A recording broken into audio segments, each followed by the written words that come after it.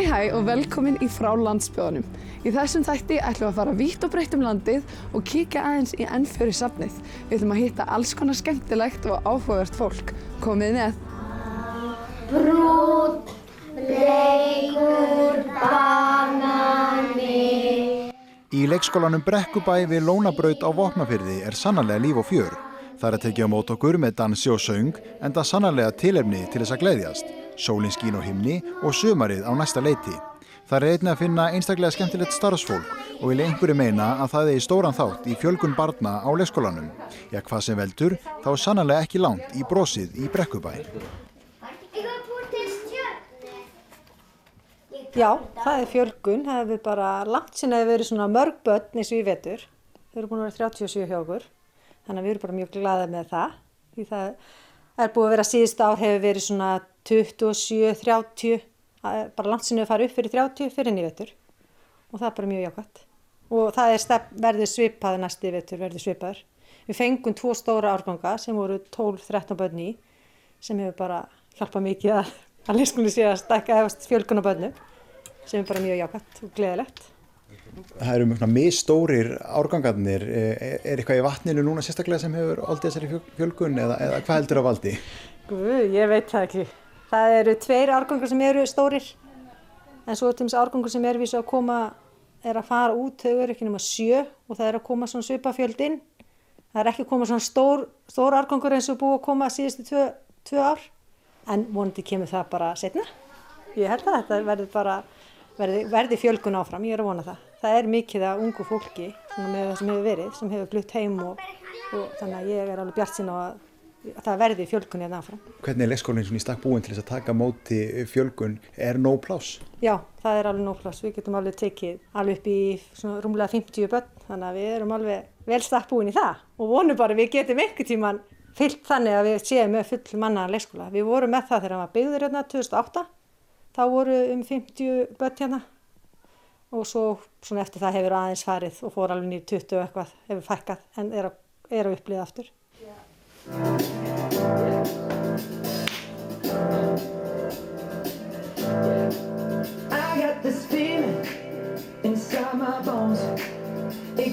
Dans í miklu uppáhaldi á börnunum og það Gúlmíra sem sér þá kennslu ásamt jóga fyrir elstu börnin og hreyfitíma fyrir 2 ára og eldri. Dansinn var í fyrstu tilraunaverkefni en hefur gengið svo vel að stefnan sett á að leyfa fleiri hópum en þeim elsta að byrja að dilla sér og læra sporin.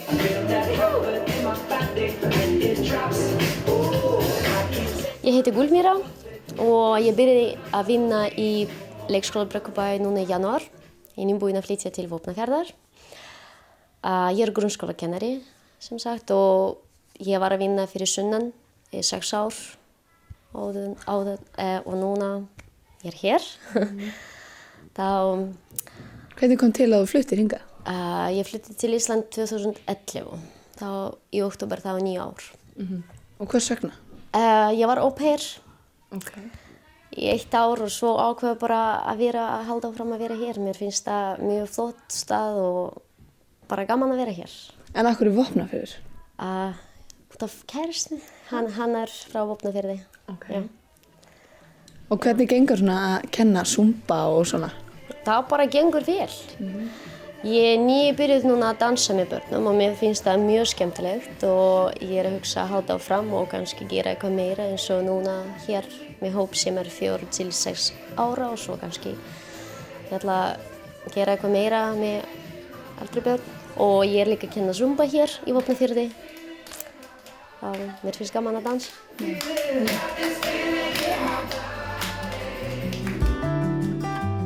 Hér búa Una Sigurðardóttir og Vincent Wood ásamt stórmeistaranum bassa. Una myndlistakona en Vincent eða Vinny hljóðverkfræðingur. Saman reka þau sköpunarmiðstöðina á Stöðvarfirði sem var stofnuð 2011 þegar hópur fólks tók við yfirgefnu frystihúsi staðarins. Nýjasta viðbótin þar einstakt analóg upptökuver sem staðsett í gömlu uppgerðu í sílói verksmiðunar. Þar Vinny sannarlega á heimavelli, meðan Una hefur umsjón með öðrum þáttum starfseminnar. It started as an idea in 2014.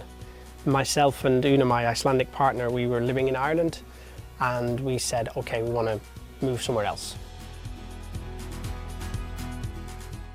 Ég held að hann vilji ekki vera þarna. Nei, komdu! Komdu! Má ég sjá þig? What did you mean? Ég held ekki með kannski, að þetta æxlast bara þannig, mér líður eins og ég sé góð í því sem ég geri í miðstöðinni og þá einhvern veginn er maður svona, já, þetta er, máli. Mér finnst þetta mega sens fyrir mig. Já! Ég eignaðist vinkonu þegar ég byrjaði í FB back in the days þegar ég var 16 ára sem er héðan og hún heitir Rósa og ég heimsótti hana sumarið sem ég var 17 ára og ákvað að vera áfram þannig að ég hringdi í vinnuveitanda minn og spurði hann hvort ég væri til í að leyfa mér að hætta og byrja í fiski þannig að ég vann með henni í frystihúsinu hérna það sumar og síðan einhvern veginn bara flettast svona ýmsar tengingar aðrar við og ég vann eitt sumar sem flokkstjóri og sundlagavörður og þú veist og síðan hefur bara alltaf komið aftur þannig að þetta byrjar einhvern þannig.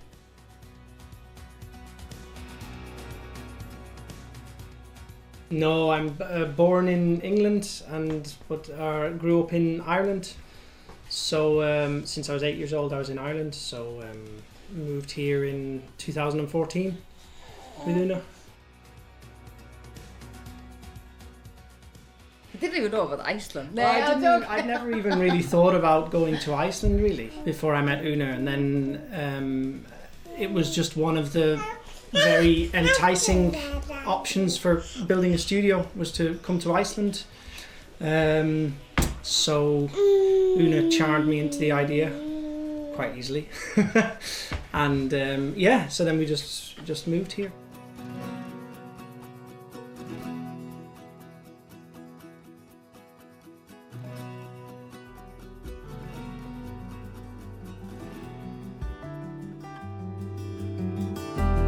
Mánagötu 2 á Ísafirði finnum við litríka og glaðlega verslun ásamt vinnustofu sem nefnist Litla Sif. Hér framleiðir vöruhönnurinn Marta Sif Ólafsdóttir vörur úr gömlum flíkum, gardínum, lopapeysum og allskyns textíl sem fellur til á Ísafirði. Rauði þráðurinn í hönnun Litlu Sifjar er að gera vörur sem enda sem lengst og geta leyst aðrar óumhverfisvænni vörur af hólmi. En hvernig kom það til að vöruhönnurinn Marta Sif fór að vinna með textíl á Ísafirði?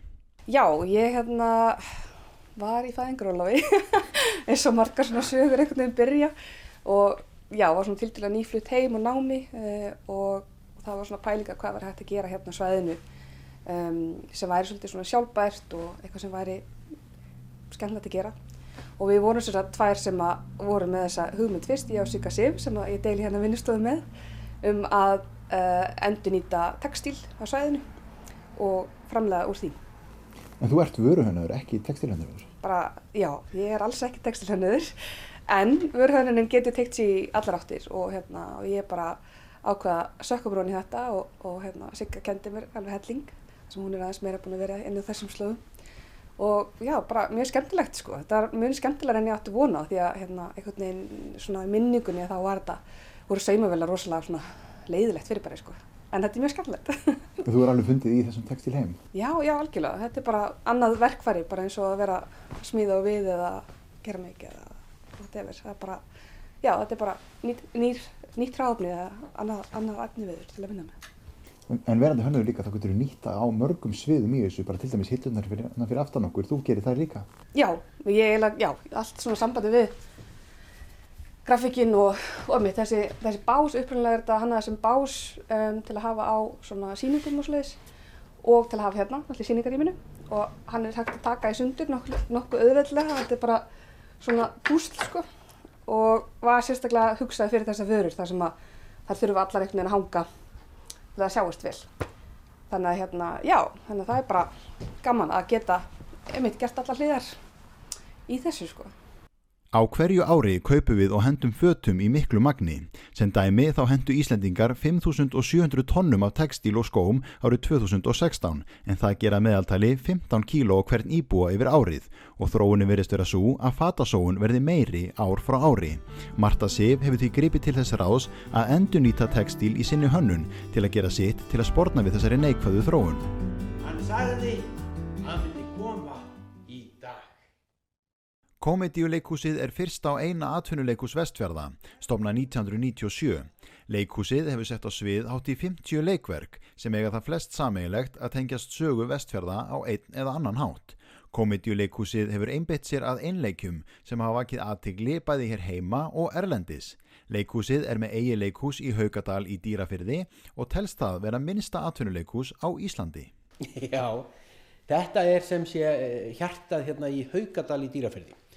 Hér lítil krúttleg sveit, það býr reyndar enginn hérna núna, en hér á árum áður þá var hér mikill fjölda fólki og tímabili stemdi í að Haukadalur yrði staðurinn hér í Dýrafirði. Hér myndi fólk búa, hér yrði kauptúnið og hér voru alltaf 100 manns á tímabili.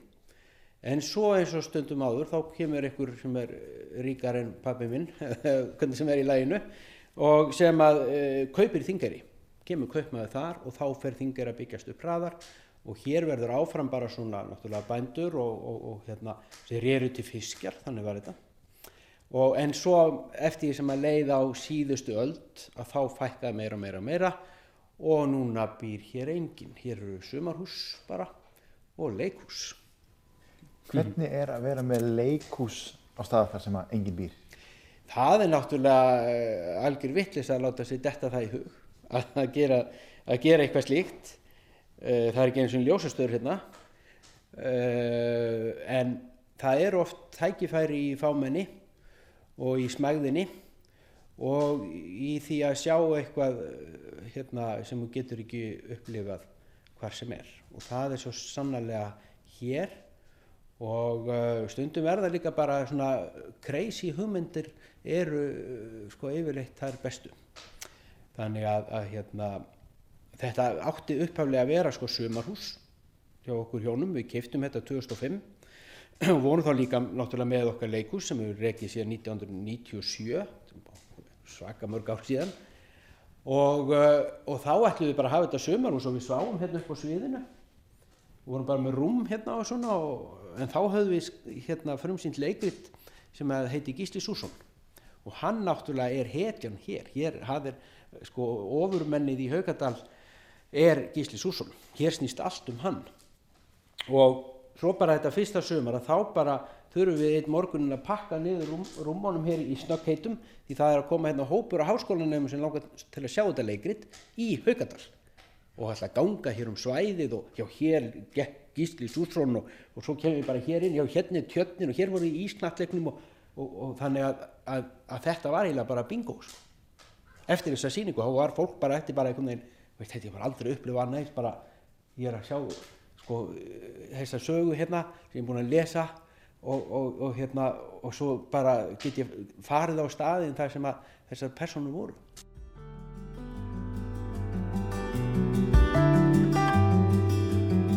Ég kaup fyrir þetta hús kartöflugennsluna á 1 krónu, svona formlega bara. Og þegar á að fara að rífa þetta þá semja þeir sem sé Logi og verktakinn að reyna að bjarga þessu og gera úr þessu teiknistofu.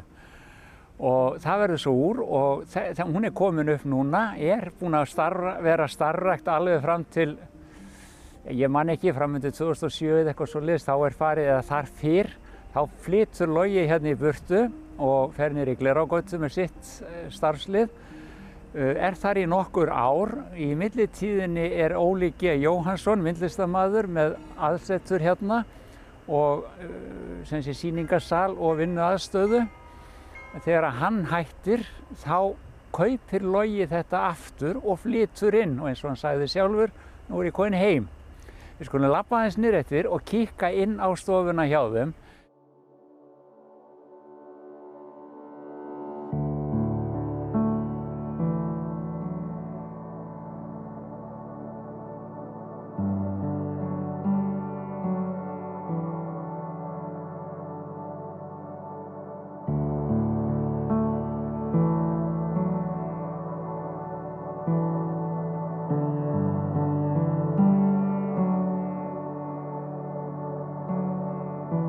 Þessi kartöflugeymsla, þetta ekki einu sinni hús, en það átti að fylla bara upp í þetta.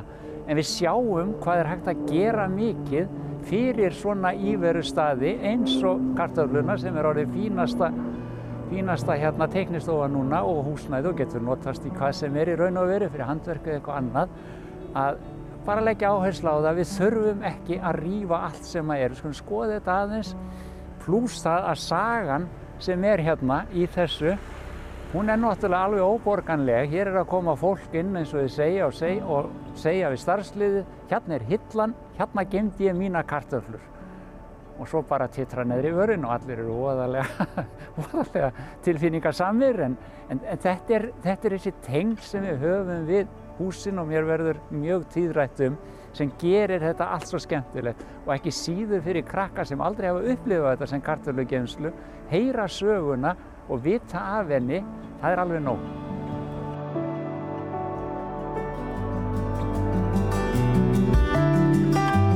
Þú hefur ekkert þurft að vinna annað, þú hefur verið bara hérna heima og verið í búskapnum og alltaf nóg að gera. Já, af því að ég var náttúrulega mikið ein bara fyrst sko, þá var hann að vinna á sumrin með þessu hefur flytjum. Þá var ég með 11 kýr. Og 3 krakka? Nei, 2 börn. 2 krakka þá? Kom 7 ára hlé, svo byrjaði ég aftur. Já. Og þá kemur þessi sem býr á Sauðárkrók, það einn sem býr þar. Já. Hinn öll hérna. Og Siggi yngstur og fluttur í gamla húsum mitt. Já. Sem ég fæddist í. Það nú ekkert sjálfgefið að krakkarnir vilji taka þátt í svona. Nei, þeim finnst þetta bara, þau eru svo miklu sveitakrakkar. Og ég náttúrulega fæddist með einhverja dellu sko, ég meina kinda og kúa og bara skepnudellu sko. Já. Ég vildi alltaf vera í þessu. Finnst þér dýr skemmtilegur en fólk? Nei, já, það er ólega gott að leita, ef maður líður eitthvað illa, þá vil helst vera á skepnum. Því það veit að mann ró og frið og það er enginn að röfla í manni og skamma manni eða neitt, maður fer bara í fjósið. Enginn að dæma? Nei, enginn.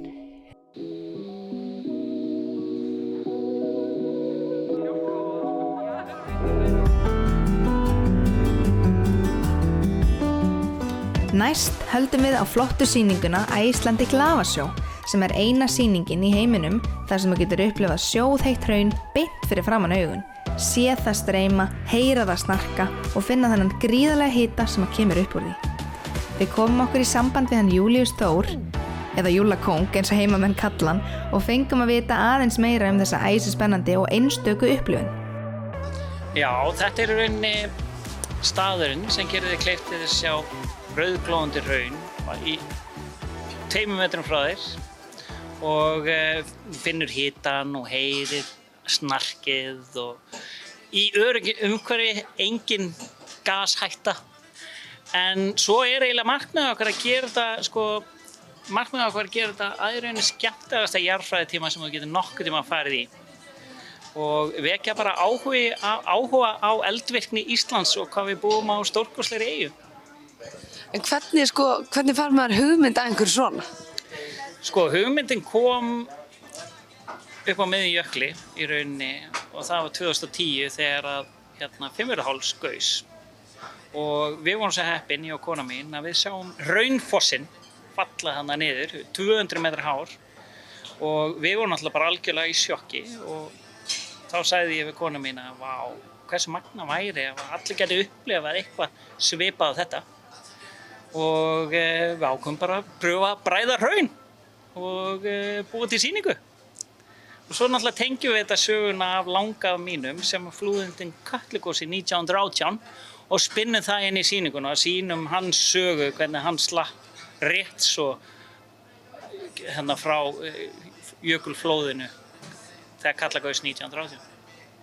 Og hvers vegna ertu að gera þetta í Vík? Það er rauninni bara tengingi við Kötlu sem er bara rétt fyrir norðan okkur hérna í Vík. Katla er náttúrulega eitt öflugasta og hættulegasta eldfjall í heiminum og er komið langt yfir tíma. Þannig að mér langaði svolítið að vera nálagt sögu langafa míns og afa míns og pappa míns. Við erum með viðbragðsáætlun það er allir vita af þessu. Grunnskólinn er með reglulega æfingar ef að Katla skyldi gjósa. Náttúrulega mesta hættan er í rauninni jökulflóðin.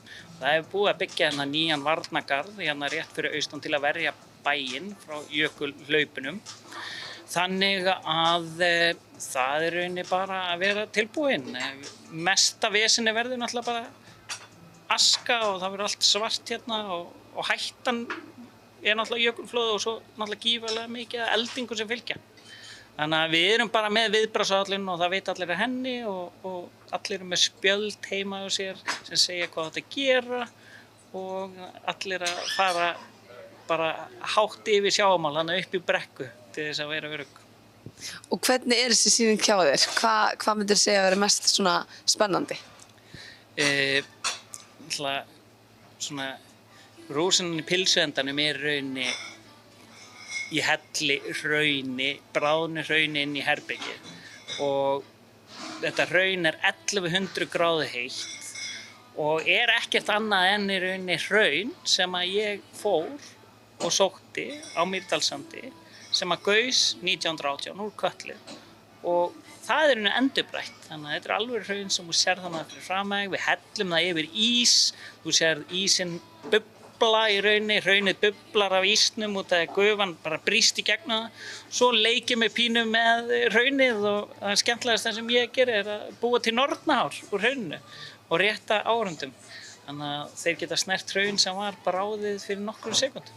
Það er svolítið fyndið að margir Íslendingar segja, já ég hef séð eldgos, en þeim finnst þetta samt magnað, það er allt annað að sjá þetta í svona rosalegu návíi og fá í rauninni góða útskýringu í leiðinni nákvæmlega hvað er að gerast, hvernig hraunið er að kólna, hvað gerist í kólnunni og heyra rauninni bara hljóðið og njóta þess að sitja í stól og horfa á bráður hraun fyrir framæg.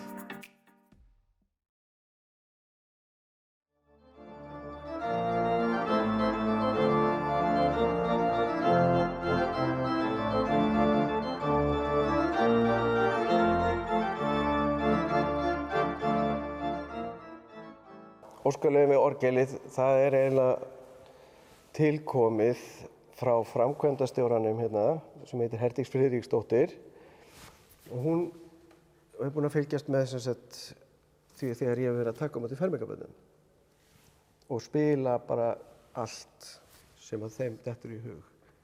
Af því að þau eru svona mjög forvitin að vita hvað þetta orgel getur og þau koma. Það kemur þeim alltaf jafn mikið óvart hvað er hægt að gera, eins og til dæmis Star Wars og bara nefndu það, öll möguleg poplög, ABBA og eitthvað. Þannig að það er hægt að gera allt. Queen, hljómar mjög vel orgel. Þannig að þetta var svona hugmynd frá henni til þess að fá fleira fólk hingað og mér finnst það mjög kærkomið að kynna orgelið fyrir almenningi sem að veit ekki hvað. Það er ekki bara hægt að spila venjulega sálma, heldur hvað sem er.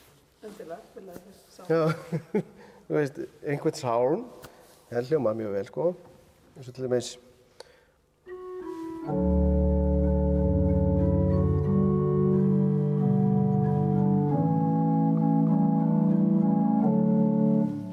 Eitthvað svona sálm. Og svo getur líka bara tekið hérna eitthvað sem að krakkarnir hafa gaman að. Til dæmis.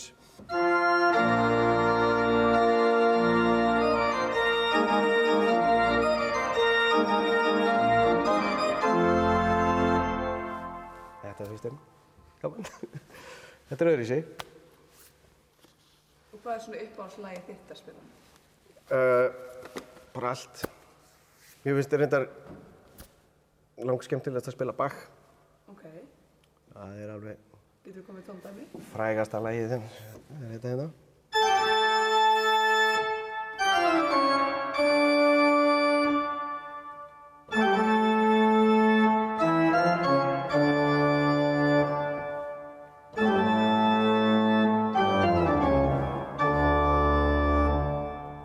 Þetta þekki allir. Allir, ég held að. Meira að segja krakkarnir.